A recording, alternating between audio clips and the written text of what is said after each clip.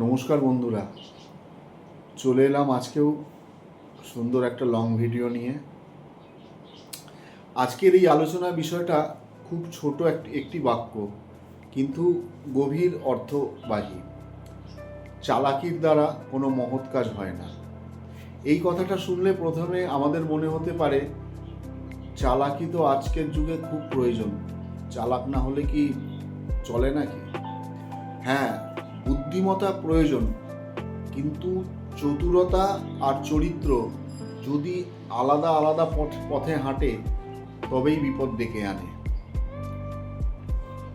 বন্ধুরা, চালাকির মাধ্যমে হয়তো তুমি তোমার সময় বাঁচাতে পারো, কাউকে ঠকিয়ে সাময়িক সুবিধা নিতে পারো, কিন্তু মনে রেখো, যে কাজ মহৎ সে কাজের মূল্যে থাকে নিষ্ঠা, ত্যাগ, সততা আর হৃদয়ের আলো। চালাকির ছলে সাফল্যের ভিত হয় ঠুনকো, আর ঠুনকো ভিতের ওপর কখনো বিশাল স্বপ্ন দাঁড়াতে পারে না। আজকের যুগেই অনেকে মনে করেন চালাকি একটু বুদ্ধির মারপ্যাঁচ, একটু শর্টকাট, এই করলেই জীবন সহজ হয়ে যাবে। হয়তো কিছু জায়গায় সাময়িক সুবিধা মেলেও, কিন্তু এই সুবিধা কোনোদিন স্থায়ী হয় না।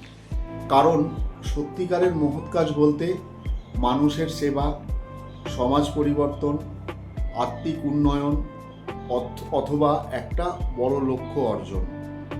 এই সব অর্জনের জন্য দরকার সততা, ধৈর্য, নিষ্ঠা এবং আত্মত্যাগ। একটা ছোট্ট গল্প বলি। একটা বৃদ্ধ মানুষ গাছ লাগাচ্ছিলেন।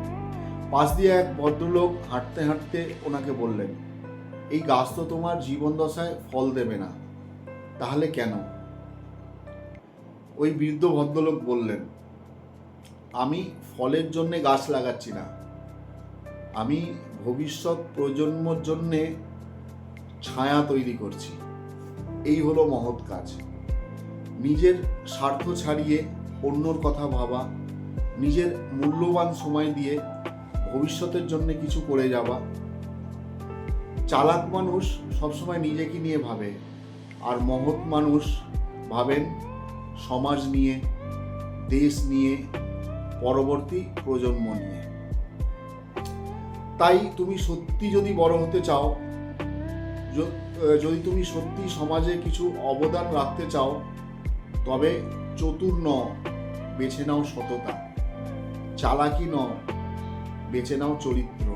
আর শর্টকাট নয়, হাঁটো কঠিন কিন্তু সঠিক পথে।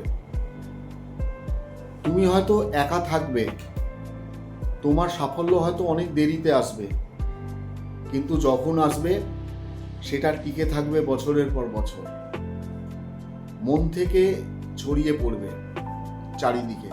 শেষে বলি, চালাকি দিয়ে তুমি হয়তো স্মার্ট হতে পারো, কিন্তু মহৎ হতে লাগে হৃদয়ের বিশুদ্ধতা। আর এই পৃথিবী স্মার্ট মানুষ নয়, মহৎ মানুষ খুঁজছে।